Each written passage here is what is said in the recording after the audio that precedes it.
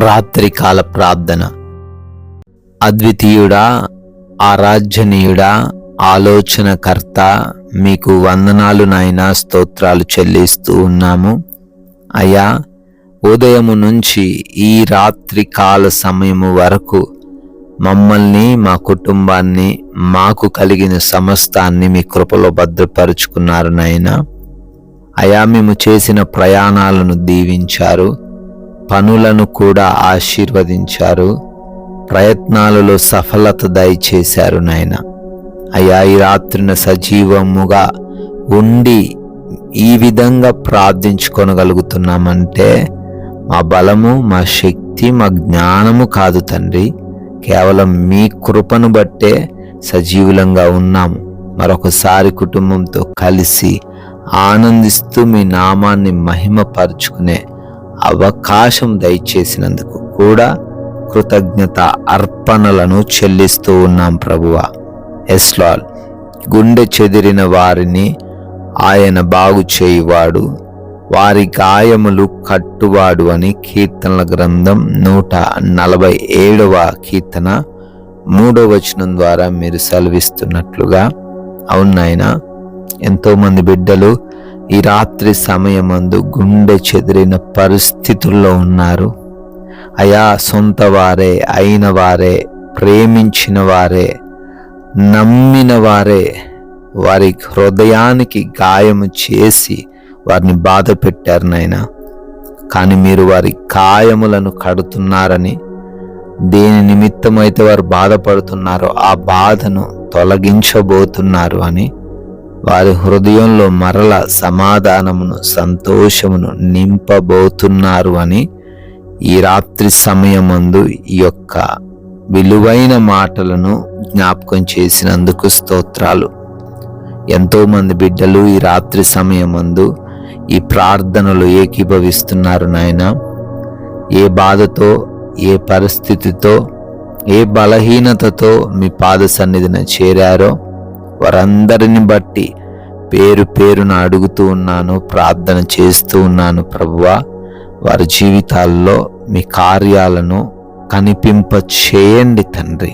అయా, ప్రాముఖ్యంగా అనారోగ్యంతో ఎంతో మంది బిడ్డలు తండ్రి కృంగిపోతూ ఉన్నారు, ఆశలు లేని పరిస్థితుల్లో ఉన్నారు, హాస్పిటల్స్లో, ఐసీయూలలో బెడ్స్ పైన ఉన్నారు, అంధకార దురాత్మ క్రియల వలన పీడించబడుతున్నారు.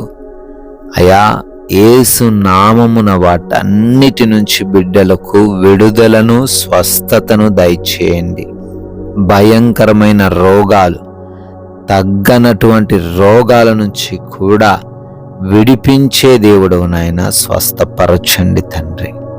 అయ్యా, ఎంతోమంది బిడ్డలు గర్భఫలం లేక ఉన్నారు. మూసుకుపోయినటువంటి ఆ గర్భాన్ని మీరు ముట్టి సంతాన భాగ్యమును బిడ్డలకు దయచేయండి తండ్రి. అదే రీతిన బిడ్డలు తండ్రి ఉద్యోగ ప్రయత్నాలు చేస్తూ ఉండగా మంచి జాబ్ వారికి దయచేయండి. వివాహములు విషయంలో కూడా సాటి అయిన సహాయము చేత బిడ్డలను సంతృప్తి పరచండి నాయన.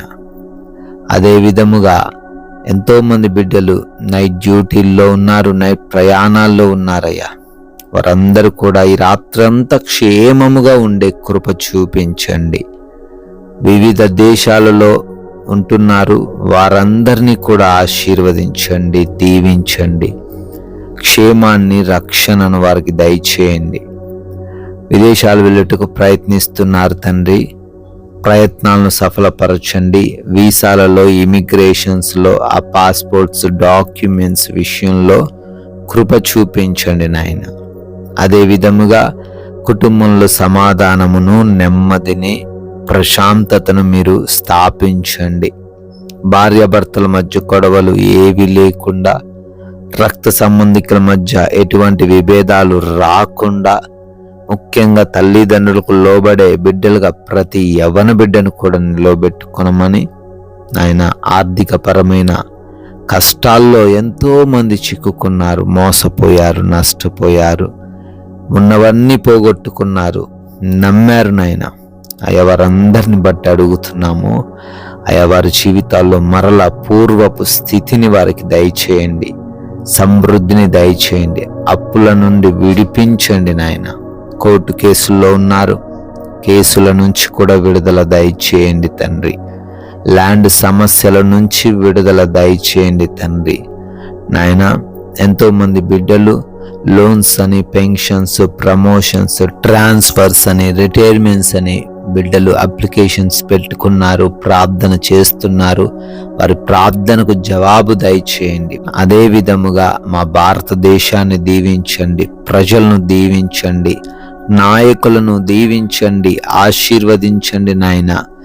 అయా బోర్డర్స్ లో ఉన్నటువంటి సైనికులను, వారి కుటుంబాలను కూడా భద్రపరచండి తండ్రి.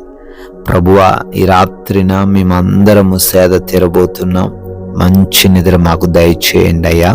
నిద్రలేమి పీడకల సమస్యలు ఎవ్వరికీ లేకుండా, ఎటువంటి భయము ఆందోళన వారి హృదయంలో లేకుండా అయ్యా, దొంగల వలన, శత్రువుల వలన, దురాత్మ క్రియల వలన ఈ రాత్రి సమయమున ఎవ్వరూ ఇబ్బందులు ఎదుర్కొనకుండా మీ యొక్క దేవదూతల కంచె ప్రతి బిడ్డ గృహము చుట్టూ ఏర్పరచమని అయ్యా, మరలా ఉదయాన్నే మీ పాద సన్నిధిన మా అందరినీ సజీవులుగా నిలవబెట్టుకొని ప్రార్థించే కృప దయచేయమని యేసు క్రీస్తు వారి మహిమ కలిగిన నామమున ఈ ప్రార్థనను అడిగి వేడుకొని పొందుకొని ఉన్నాము తండ్రి.